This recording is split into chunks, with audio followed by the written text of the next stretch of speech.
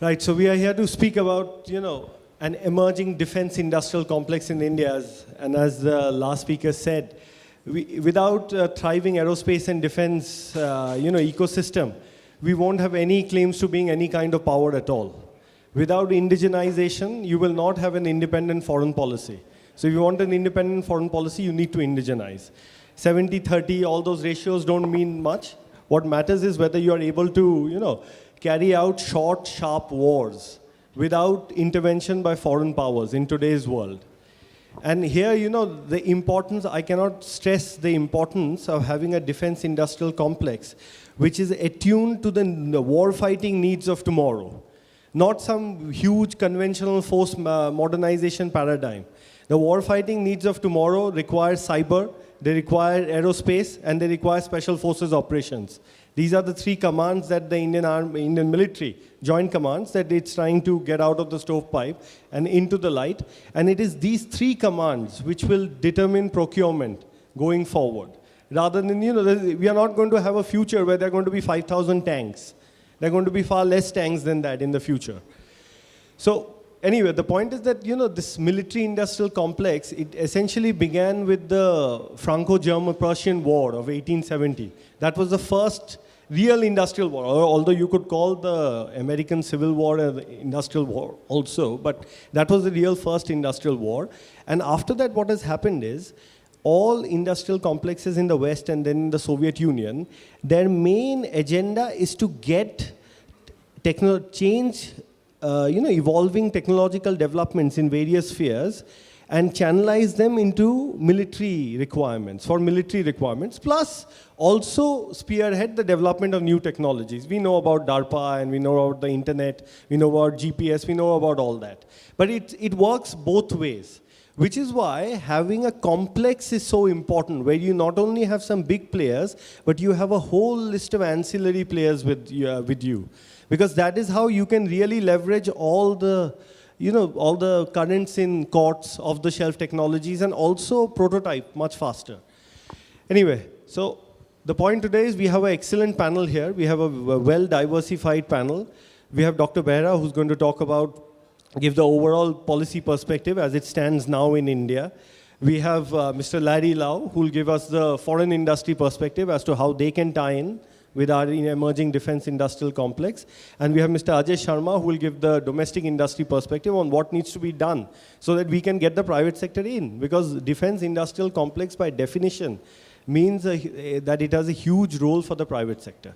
We are not integrating enough in India. We need to integrate more. We have moved on to system on chip for our strategic systems. We are moving to navigation on chip also. Here are things which companies like Advantis can really help us in. They can have their facilities located where we integrate our missiles.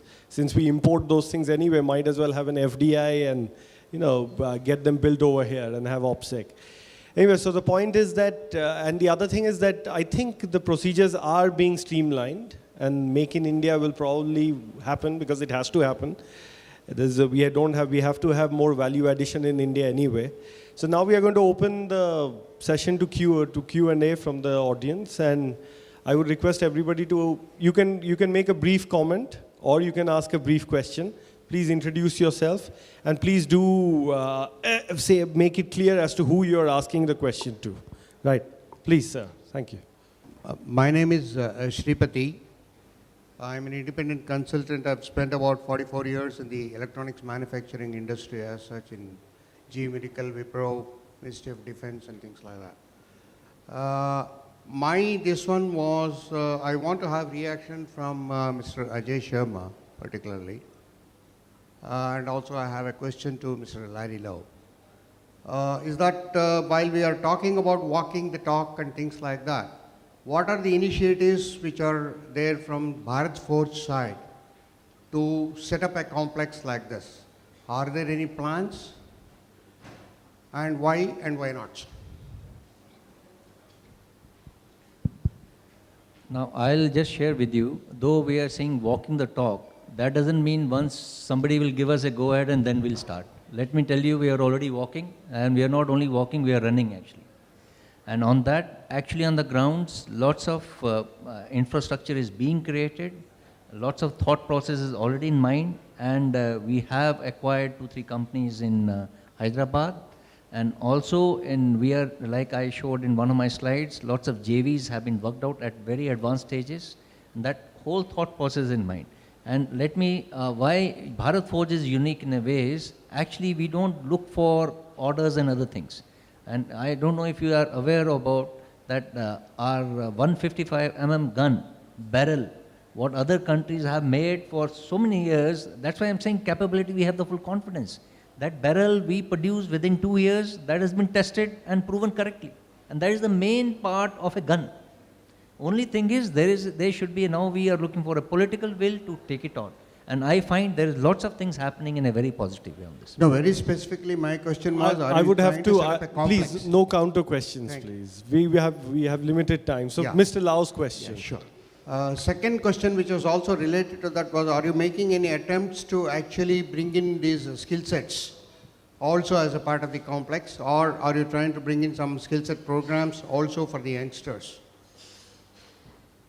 Now, programs in what sense? Skill sets, to build up skill sets, yeah. Okay, now I didn't cover up in that. That is another uniqueness in Bharat Forge. What we do, if you see the attrition rate in Bharat Forge, it is to the minimal, unlike the figures what we have. Why? Because in our case, we have tied up all those people who join us, and if they're not BTechs, we get them BTech done through the BITS Pilani. They come to our center and train them. Only thing is, we get a bond signed for 2 years, 3 years. And those who are BTechs, we get them MTech done from IIT Powais. We have done a tie-up with them.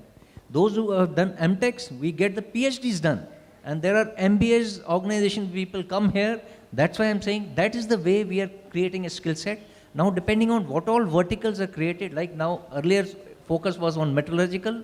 Now, focus is purely on the defense. And that's how all these programs get. So we have a baseline already available. That's why I'm saying we can connect up whatever is our capability. That is already available. Okay. Mr. Lau, would you like to add something? Okay, I come in from the foreign perspective. I think for India is equally challenging and exciting place to do business. We do have an office here in Chennai. That office is not for manufacturing, but it's more for software development. I think this is one of the key strengths in India. I think you have a lot of IC design centers. You have 3 times more IC design centers, probably about 120 plus. More than 70% of all ICs are Exactly. designed. But in Singapore, we only have probably about 40 IC design centers. But we have a good mix of manufacturing from front end to back end. We have a good mix of OSATs, the IDMs, the big players, the top players are in Singapore. Now, why have that happened? Okay, Singapore actually started off, in fact, we started off from going towards manufacturing, because at that time of the nation development, creating job is one of the key factors to keep the nation growing, to keep the economy growing, to bring jobs, to bring the GDP up. Okay, however, in recent years, we also have faced some challenge, because everywhere else have also developed. You look at countries like China, they are also manufacturing. You look at countries like emerging economies, Philippines, Malaysia, Thailand, they are also going towards manufacturing. Because manufacturing is one sector that can create a great growth of the revenue. And when we talk about manufacturing, you talk about the whole ecosystem. You're not just doing a product by itself. You also have to think about what are the supporting infrastructure. What are the things you need to get your raw material, how to get your logistic working. So all this, again, create the opportunities. Now, if I were to look at India, I think this is something that we should really focus on. India has your own market. Your market is much, much bigger than Singapore. Okay, you should. The only difference I saw here is that you don't start with manufacturing. You start with design. This is one of the key differences. I think that is also one of the advantage that you should leverage on. Interesting. Anybody else, please? Okay. Please. Hi, my name is Ramu. I'm from Leica Wireless Solutions, Bangalore. My question is to Lakshman Kumar Behra. Leica Wireless comes from wireless technology development company. So if I see the subject, concept to reality, so to take any concept to reality, you need a lot of components.